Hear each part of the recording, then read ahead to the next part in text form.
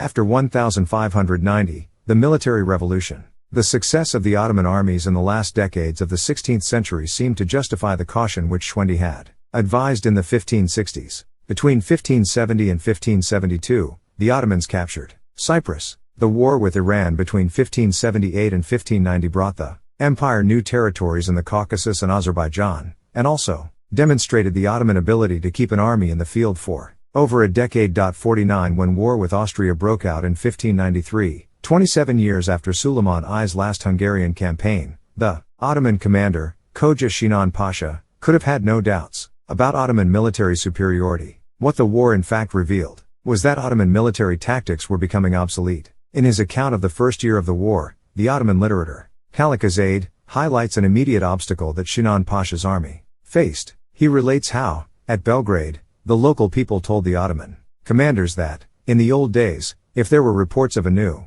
Austrian fort in Hungary, the Sultan would order its immediate destruction. However, engagement in Cyprus and against Iran had led to the neglect of the Hungarian frontier, giving the Austrians the opportunity to construct new fortifications. 50 This work took place from the late 1570s, on the southern section of the border, between the Middle Drava and the Middle Sava, and through Croatia to the Adriatic. The mountains formed natural defenses. The only large fortress which the Austrians constructed on this line was in the south, at Karlovac on the river Kupa. To protect the rest of the Croatian frontier, they constructed a chain of watchtowers, and the border southwards from the Drava they settled with Serbian and German mercenaries. In Hungary north of the Drava, the marshes provided some defense, but they were not enough to halt an advancing army. Furthermore, the Danube provided a river highway into Austria. It was in Hungary, therefore, that the Austrians concentrated their defenses, building or rebuilding fortresses at Kanizsa in the south, and at Győr, Komárom, Erskujvár and Eger in the north. They began also to strengthen large towns with bastion defenses, positions which were not directly under imperial control. Individual estate owners fortified with walls of compressed earth between heavy logs. The new and rebuilt fortresses were the work largely of Italian engineers, using the most modern design. 51 It was not, however, the new defenses that exposed Ottoman tactical weakness. Already in 1570, the capture of Nicosia had shown that Ottoman siegecraft was still effective against modern bastioned fortresses. The only technical problem that the besiegers encountered, according to Bizzari, was that, at the beginning of the siege, the earth ramparts, as they had been designed to do, absorbed the impact of the cannonballs, rendering them ineffective. During the War of Cyprus, the unmodernized fortress of Famagusta proved to be a far more serious obstacle than the modern fortifications of Nicosia. During the Austrian War, too, the Ottoman besiegers were able to reduce Győr in 1594,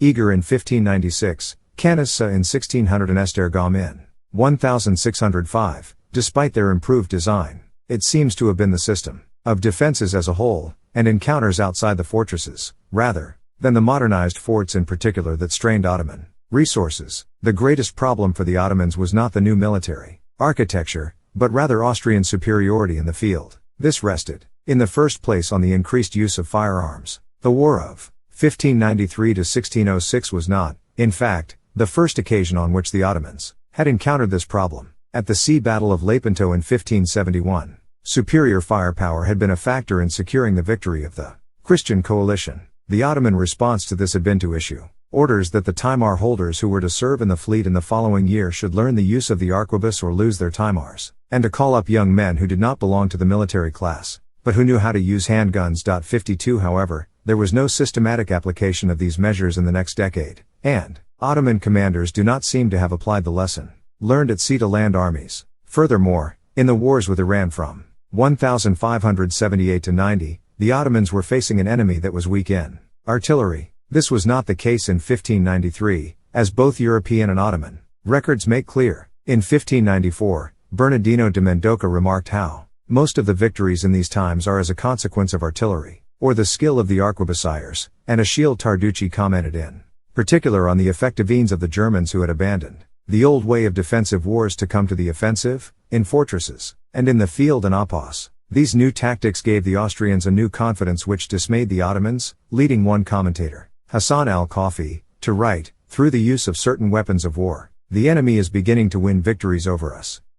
The enemy has begun to get the upper hand through the use of certain war materials, new kinds of weapon and cannon, which our soldiers have delayed in introducing. 53 of the new weapons to which Hassan al-Kafi alludes, 3 in particular seem to have impressed the historian Chevy, who was a participant in these wars. The first 2 were the long-range cannon and the musket, which was heavier than the arquebus and required a support for the barrel. Both played their part in the near defeat of the Ottomans at Mesocharestes. The other was the petard, a bomb for blowing in fortress doors or destroying walls. New weapons required new tactics, and here, too, the Ottomans were slow to adapt. The most significant change was in the composition of the armies. Infantrymen carrying pikes and firearms came to outnumber cavalry, sometimes making up as much as 3/4 of the Austrian forces which confronted the Ottomans. Shortly after 1600, in a memorandum to the Grand Vizier Yemişçi, the fruiterer, Hassan Pasha, the Ottoman commander in Hungary, Lala Mehmed Pasha, commented on how this had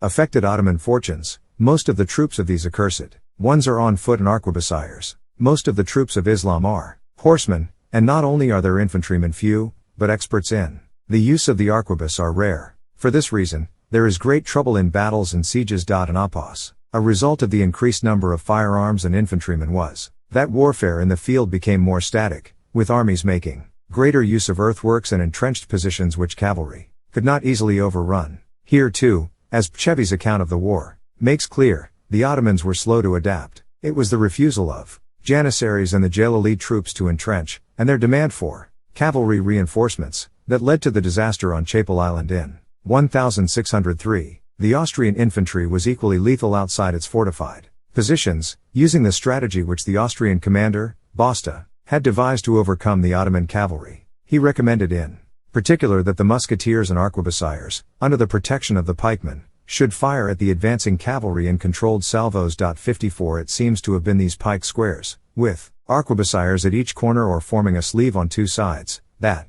allowed the Austrians at Mesocharestes to advance almost unopposed to the Ottoman encampment. At Kanissa in 1600, the Ottomans again fled before the Austrian gunfire, eventually winning a victory only because the Austrians believed their flight to be a trick. The Ottoman response to Austrian tactics was to increase the number of infantrymen, by expanding the Janissary Corps, so that it numbered almost 40,000 by the end of the war, and by recruiting, for the space of a single campaign, men who knew how to use firearms. They also began to adopt new weapons, such as the petard, from the Austrians. It is possible, too, that Lala Mehmed Pasha, the most successful Ottoman commander in the war, began to adopt the new battlefield tactics, since, as Chevy implies, he was certainly aware of their significance. The increased use of infantry had important consequences on and off the battlefield. Most significantly, the Janissary Corps ceased to be a military elite. 55 With increasing numbers, recruitment was widened to include Turks and other native Muslims.